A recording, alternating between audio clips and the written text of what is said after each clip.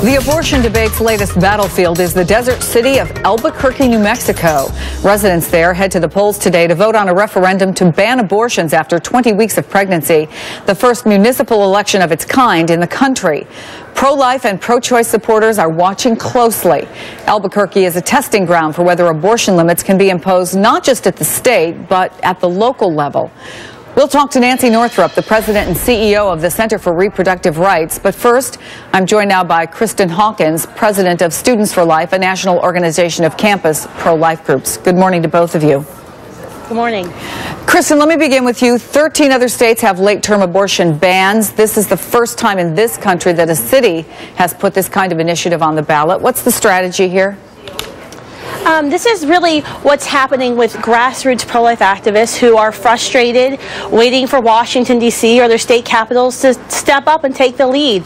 We have a young couple in Albuquerque who have said, you know what, we're going to take a stand, and we're going to do this right here in our city, and we're going to kick out the last two late-term abortionists in our state, the last four in the country.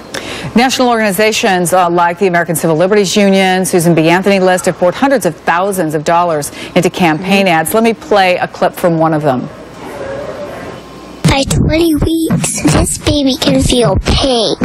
But in Albuquerque, thousands of babies like her and older are brutally killed through abortion. One of the hardest things I've had to do as a doctor is tell a family that something has gone severely wrong with a pregnancy. Vote no on this false and misleading ordinance. New Mexico has one of 3 clinics in the country where a woman can come for a third trimester abortion. Colorado and Maryland are the others. So is this step one? Do you plan to take this fight to other cities? You know, this is a very common sense issue, one that Americans who are pro-choice or pro-life agree with banning abortions after a baby who can feel pain.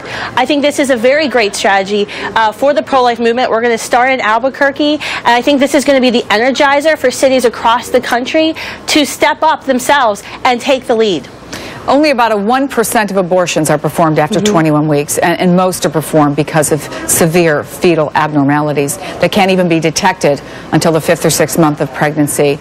Is this just a way for pro-life activists like you to chip away at Roe V Wade? Is what you're saying in the first question I asked you that you haven't had success necessarily on the national level, sometimes on the state level, and so you're going to continue to fight at this wherever you can?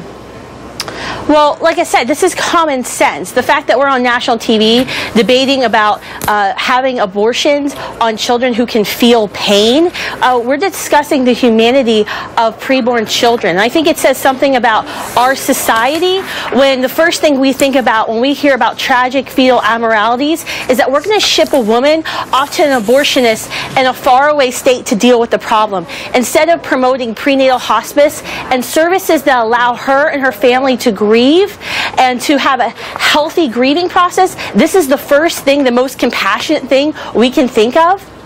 Students for Life President Kristan Hawkins, thank you so much.